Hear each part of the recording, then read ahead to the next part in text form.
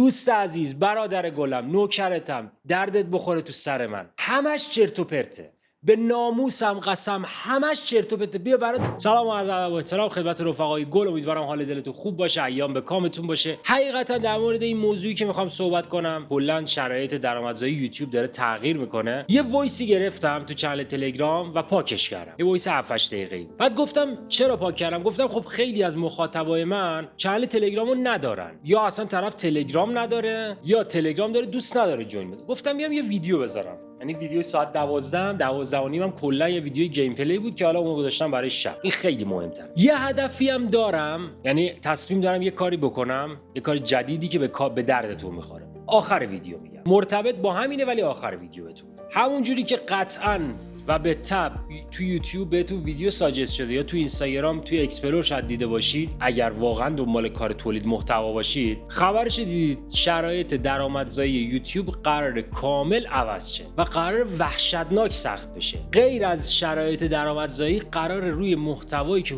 با هوش مصنوعی درست میکنید خیلی سختگیرانه تر عمل کنه. اوکی؟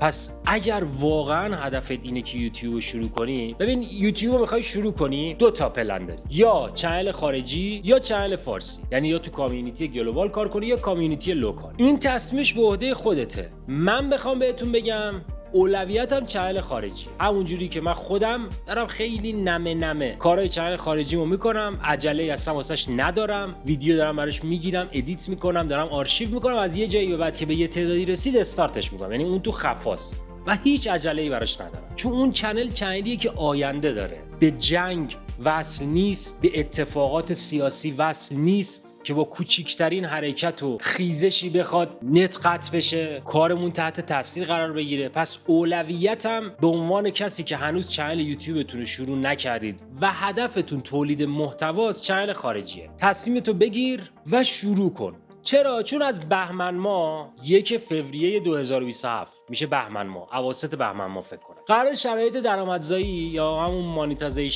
مانیتایزیشن یا درآمدزایی بگیم بهتره، نخوایم کلاس بذاریم، قرار کلا عوض شه.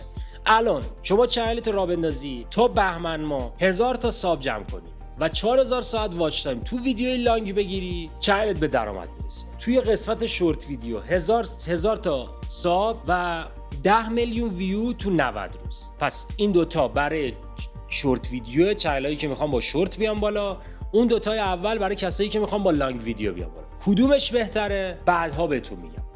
ولی از بهمن ماه قرار کلن روند عوض بشه. توی ویدیوی لانگ 1000 تا ساب باید بگیرید، 8000 ساعت واچ تایم. تو ویدیوی شورت 1000 تا ساب باید بگیرید، 20 میلیون ویو تو 90 روز. هدفش چی بوده؟ هدفش این بوده که واقعا کسی که این پروسه رو رد میکنه قابلیت اینو داره که از یوتیوب پولی دریافت کنه. با اومدن هوش مصنوعی روی ویدیوهای هوش مصنوعی هم به شدت سختگیره. الگوریتمی که من داشتم میخوندم همین الان کم کم داره اجرا میشه. شما شاید یه ویدیو بذاری با هوش مصنوعی، بچه‌ای که چنل دارید ویوی عجیب غریبی بگیره، حالا چه بیشتر تو شورت ویدیو، چون توی لانگ ویدیو باید بری کردیت بخری، کلی هزینه داره. حالا شورت ویدیو میگی میتونی توی ویدیوی 15-20 ثانیه‌ای رایگان درست کنی یا روزانه. یه ویدیو وحشتناکی میگیره، چنلت هم به درآمد رسیده، ولی اون ویدیو درآمدی نسبت به اون ویوش نداشته، به خاطر اینکه سختگیر شد. این نکته اول. پس اگه قرار شروع کنی دوست عزیز، شروع کن. دنبال بهونه نباش. من زمانی که چنل یوتیوب شروع کردم 5 سال پیش، شاید این ویدیو الان داره به یه مخاطبی غیر از مخاطب رویال ساجست میشه و طرف کلیک کرده میخواد شروع کنه، کلیک کرده میگه بذار برم چنلشو ببینم این که داره این چرت و پرتا رو میگه چنل خودش چجوریه و میگه 5 سال دارم کار میکنم. آقا من تو کامیونیتی دارم کار میکنم که سقف مخاطبش 20,000 تا مخاطب فعال توی ایران بیشتر نیست. مخاطب ایرانی ها. من اگر مخاطب خارجی میخواستم جمع کنم، گیم پلی خفنی داشتم یا مخاطب خارجی بیشتر میتونستم بگم، میتونیم بگیم سقفش بیشتره. ولی توی ایران بیشتر از 20,000 تا مخاطب فعال نداره. تازه 20,000 تا خیلی دسته بالاست، اصلا نداره اینقدر. تو یوتیوب و اینستاگرام نه. من 14,000 تاشو گرفتم. پس تقریبا 70-80% مخاطبامو جمع کردم. ببریمش تو اشل بزرگتر، من تقریبا میتونم بگم توی کامیونیتی دیگه تقریبا 100,000 تا ساب دارم. اینو در نظر داشته باشید. پس تجربه خوبیه که دارم در اختیارتون میذارم. خب حالا چی میخواستم بگم؟ من زمانی که یوتیوب رو شروع کردم رفقا، رو 3 پایه 4 پایه هموم استندم بود. استند من یه دونه از این 3 پایه هایی که اون موقع اگه اشتباه نکنم من 150,000 تومان خریدم، رو 4 پایه عکسشو دارم عکس‌ها رو نگه داشتم، به وقتش اینا رو میذارم رو 4 پایه هموم. و ویدیوهای اولم هست. بک‌گراندی نبوده که برم براش هزینه کنم، بک‌گراند خونم بوده. یه میکروفون استدیویی، حالا این میکروفونی که جدید خریدم تقریبا 1 سال و نیم خریدم، ولی یه میکروفون استدیویی خریدم فکر کنم 2,700 که اونم اشتباه کردم اون موقع. میتونستم با یه بایو 900 تومانی کارمو شروع کنم تمام. و اگر من اون زمانی که چنل یوتیوب رویالمو شروع کردم، چون هیچ کمالگرایی نداشتم، فقط می‌خواستم شروع کنم و شروع کردم. برای پیج فیلمم و چنل فیلمم که جدید راه انداختم داشتم، الان به جرئت میتونم بگم یه چنل حداقل 20,000 تایی داشتم که به درآمدم رسیده بود. پس برادر گل من، داداش گل من، خواهر گل من، اگه این ویدیو رو داری میبینی، اگه هدف تولید محتواست، همه چی جور نمیشه، همه چی با هم جور. من همین الان که به ذنب خودم که نه، به دید شما من همه چی دارم، خیلی چیزایی دیگه ندارم.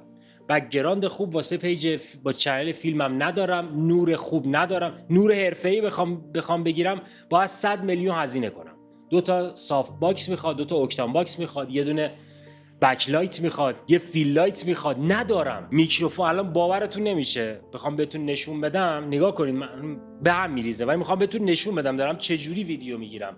فکر نکنید که، نگاه کنید ببین این الان جای 3 پایه منه، صندلی که روش میشینم، اونم یه میز عسلی از خونه برداشتم آوردم، میز کنار تختیه.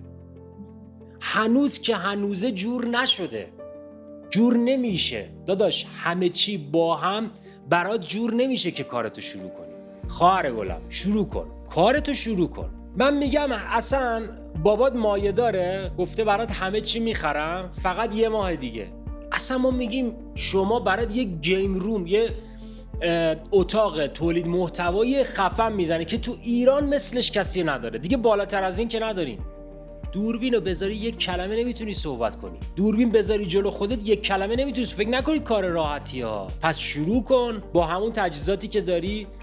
الان میخواید تغییرش رو متوجه بشید، برید ویدیوی 5 سال پیش منو ببینید، حالتون به هم میخوره. به مرور پله به پله اجرا بهتر میشه. من اولین ویدیویی که میخواستم بگیرم 7 ساعت درگیرش بودم، هی میذاشتم، هی میگفتم چی بگم، اینجوری بده، مخاطب با خودش چی فکر میکنه، همه چی قرار نیست با هم جور بشه. این خیلی مهمه، برای همین گفتم بیام این ویدیو رو بگیرم. من نه قراره بهتون پکیج بفروشم اینجا که این هرسو دارم میخورم، نه قراره دوره بفروشم که بگم بیاید تو دوره یوتیوب هم شرکت کنید، هیچی، کاملا دلی و تجربیه. حالا تصمیمی که دارم، این نکته رو بگم و ویدیو رو جمع کنم. چنل من بچه‌ها، من خب چنل فیلم زدم، اوکی، پیج فیلمم دارم. غیر از این فکر یه چنل خارجی دارم و دارم کاراشو انجام میدم. بازم غیر از این یه پیج موزیک دارم. آی کارشی چرا اینقدر این شاخه اون شاخه میپری؟ بچسب به یه چیزی تا تهش برو، بعد برو. نمیشه، توی ایران نمیشه. شما باید ببین، پس کی زندگی کنیم، پس کی جوونی کنیم؟ تا پول نداشته باشی کی میخوای جوونی کنی؟ کی میخوای زندگی کنی؟ باید انقدر کار کنم که بتونم به اون امنیت مالیه برسم. چجوری جور میشه؟ فقط با یه چنل؟ نه، باید پله‌های مختلفو بری، یه تیکه از اینجا برداری، یه تیکه از اونجا برداری، منسجم بشه از نظر مالی زندگیت، بعد بری بچسبی به علاقت. من الان دارم این کارو میکنم. من 100م رو گذاشتم رو پیج فیلم. باورتون نمیشه، من 100م رو پیج فیلمه. 100م رو پیج فیلمه. یعنی شاید من یه سناریوی ویدیوم 1.5 ساعت زمان ببره. بعد میشینم با خودم تمرین میکنم. بعد اگه نیاز به تحقیق داشته باشه اون ویدیویی که میخوام در موردش صحبت کنم، تحقیق میکنم. یعنی یه چیزی نیست که بیام یه سناریوی آماده بگیرم از چت جی پی تی یا از هوش مصنوعی، بیام همون رو فریم به فریم اجراش کنم. خب این مخاطبی که شما باشی میفهمی. باید یه چیزی باشه که از دل من بیاد بیرون، که شما کامل متوجهش بشی، دوستش داشته باشی. پس شروع کن. هدفی که من دارم اینه، من تجربه شخصیمو توی یوتیوب میخوام بذارم در اختیارتون. نه قراره در آینده چنلمو بکنم چنل آموزش یوتیوب، نه قراره در آینده بیام به شما پکیج آموزشی بفروشم، کاری که الان خیلی‌ها میکنن. بیا آقا 500,000 تومان من بده بیام چنل تو بررس. اینا به هیچ کی پول ندید. دوست عزیز، برادر گلم، نوکرتم، دردت بخوره تو سر من. همش چرت و پرته. به ناموسم قسم همش چرت و پرته. بیا برات استراتژیست تولید محتوا هم و برات الگوریتم، هیچ الگوریتمی نداره. الگوریتمشو من همین الان بهت بگم، بعداً اگه دوست داشتی بیا ادامه ویدیوها رو ببین. الگوریتمی نداره یوتیوب که بخوای بگی نیاز به یه نفر باشه، یه استراتژیست باشه بیاد به تو یاد بده.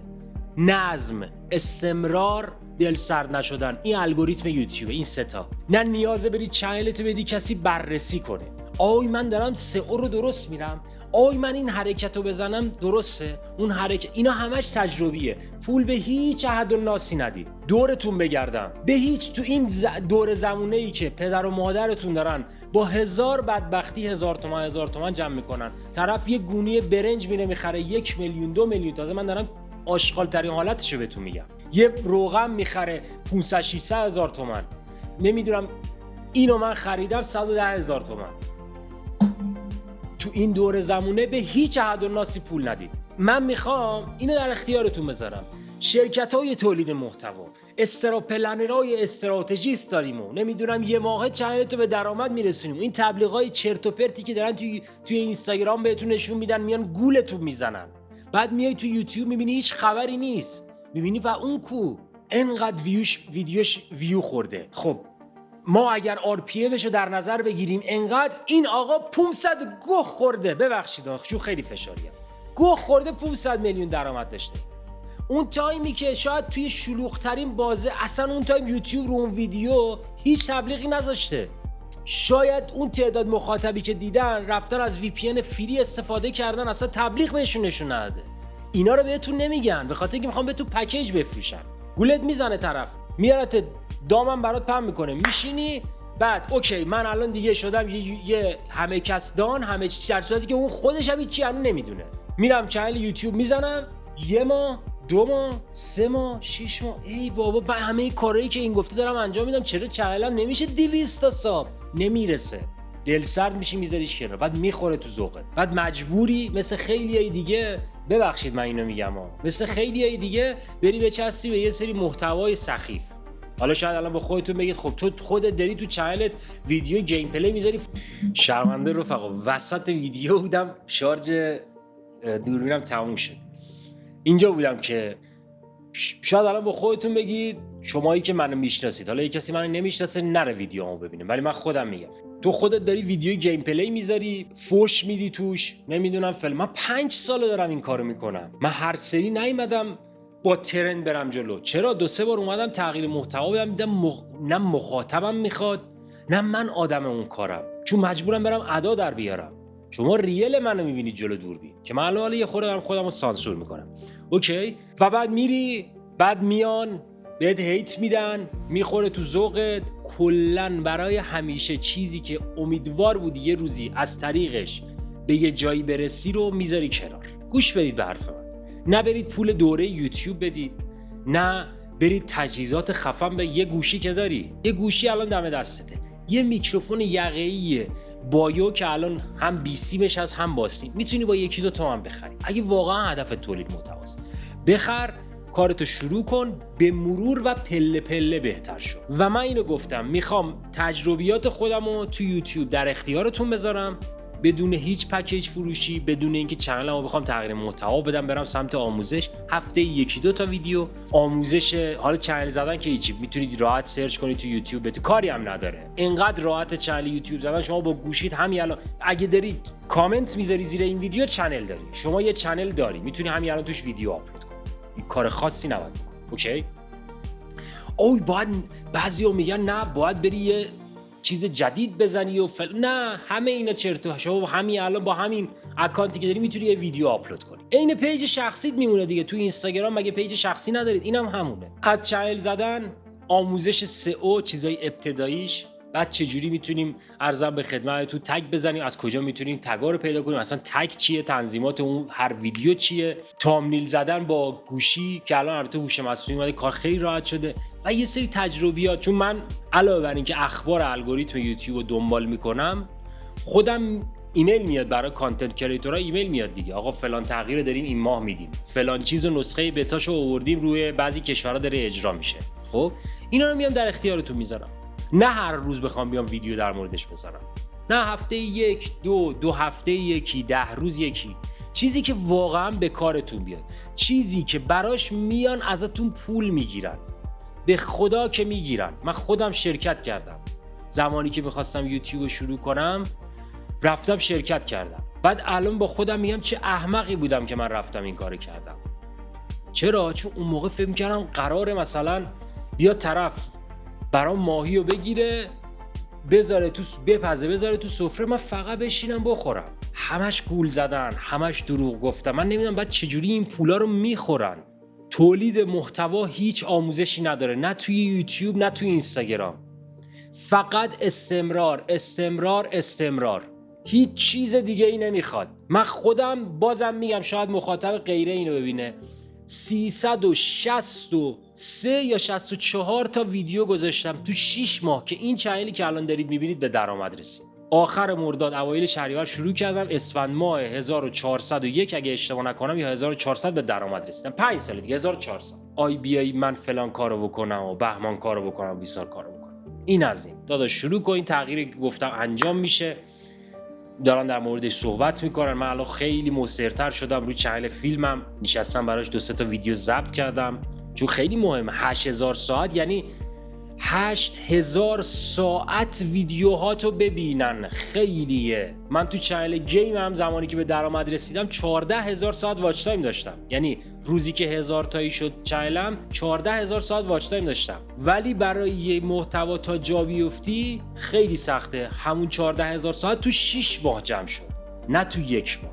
پس به فکرش باش. امیدوارم لذت برده باشین. نمیخواستم طولانی بشه، هنوز کلی حرف دارم که به مرور براتون میذارم، تجربیات در اختیارتون میذارم. نیازی نیست برید به کسی پول بدید، نیازی نیست به من پیام بدید، کامنت بذارید. من چیزایی که واقعا فکر میکنم به درد یک آدم تازه کار توی یوتیوب میخوره رو میام بهتون میگم. مابقیش همش تجربیه، همشون خودشون رفتن تجربه کردن. تازه باز اگه تجربه کرده باشن بهتون بیان بگن خوبه. طرف هیچ تجربه ای نداره از تولید محتوا، تنها تجربهش تولید محتوا، دوربینش اینجوری سلفی بگیره بیاد 4 تا چیز قلمبه سلمبه از یوتیوب و اصطلاح یوتیوبی بهتون بگه یا اینستاگرامی، بعد بیا همون رو تو قالب پکیج فرو کنه بهتون. اگه تجربه داشته باشه باز خوبه. امیدوارم لذت برده باشید. ویدیو رو لایک کنید. فداتون بشم. یه علی مدد. خداحافظ.